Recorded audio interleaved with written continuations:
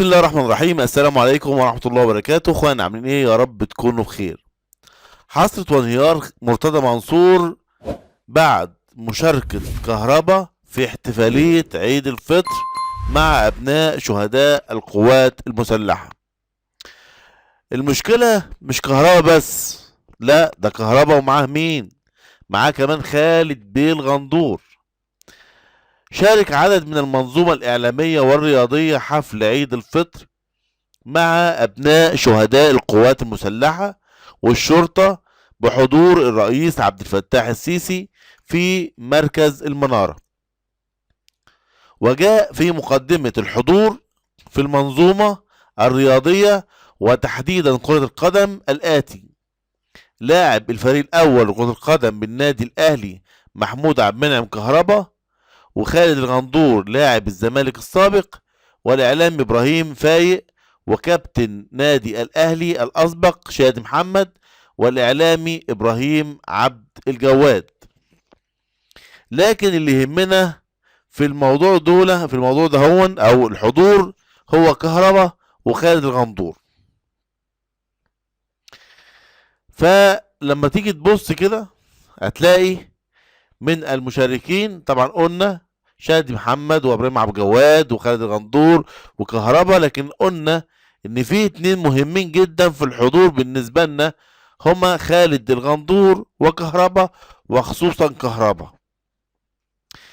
طبعا السيد المستشار او رئيس نادي الزمالك مرتضى منصور الذي تم عزله من رئاسه الزمالك ولكنه يرفض العزل ويتحدى وزير الشباب والرياضه، طبعا لما علم بان كهربا مشارك في احتفالية أسر الشهداء أو الاحتفال بأسر الشهداء بعد عيد الفطر أو في عيد الفطر أو بعد صلاة عيد الفطر مع مين؟ مع الرئيس عبد الفتاح السيسي، وهو مش موجود، وهو اللي دايما يطلع ويتكلم ويقول على نفسه ان هو رجل للدولة والرجل الوطني، الرجل الذي بيحتفل بأسر الشهداء. ازاي ان هو على حد قوله ما يتعزمش ويتعزم مين، او ما يتمش دعوته للاحتفالية ويتم يعني عزومة او يتم دعوة محمود كهربا الى الاحتفالية؟ لكن المصيبة مش كده وبس، لا ده المصيبة الكبيرة ان يتم كمان حضور مين او دعوة مين؟ دعوة خالد الغندور. يتم دعوة خالد الغندور وما يتمش دعوة مرتضى منصور. لكن لما تيجي تبص ورسالة لسيد الأستاذ المحترم مرتضى منصور، ونحب نوجه له بس كلمتين كده. لو بص على المشهد هيلاقي ان رئيس النادي الأهلي كابتن محمود الخطيب مش موجود في الاحتفالية، واللي موجود هو لاعب النادي الأهلي محمود كهربا، يعني لاعب في النادي الأهلي متواجد في الاحتفالية، ورئيس النادي الأهلي مش موجود ولكنه لم يعلق من قريب أو بعيد، والموضوع عادي بالنسبة لرئيس النادي الأهلي والمنظومة النادي الأهلي، لكنه مش عادي أبدا بالنسبة لرئيس نادي الزمالك ومجلس إدارة نادي الزمالك، في الوقت اللي فيه خالد الغندور برضه متواجد في الاحتفالية. واللي بيبص على كهربا، ما بيبصش ان في واحد اسمه خالد الغندور يعني برضه يعني يحسب على الزمالك ولاعب الزمالك موجود في الاحتفالية. لكن هو الموضوع موضوع كهربا ومرتضى منصور. ازاي كهربا يكون موجود ومرتضى منصور ما يبقاش موجود؟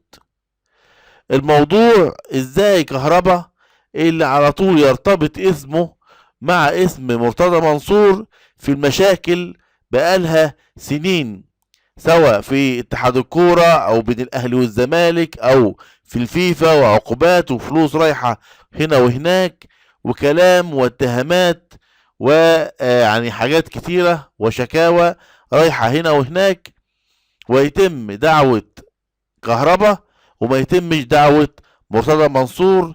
ده اللي عمل أزمة، أو اللي عمل يعني حزن كبير جدا عند مرتضى منصور. بس هو لو بص للموضوع بمنظور تاني، إن أنت كرئيس للزمالك أو رئيس للنادي الأهلي فلازم تترفع عن أي شيء، ولازم تبص لأي حاجة بمنظور تاني خالص. يعني يتم دعوة فلان أو يتم دعوة علان أو يتم دعوة أي حد عادي. الغرض من الموضوع كله في الأول وفي الآخر هي الاحتفالية بأسر الشهداء وتكريم أسر الشهداء. يتم بقى دعوة مين دي مش مشكلة، المهم في الآخر إن رئيس الجمهورية هو متواجد وبيكرم الناس ديت وبيحتفل بيهم.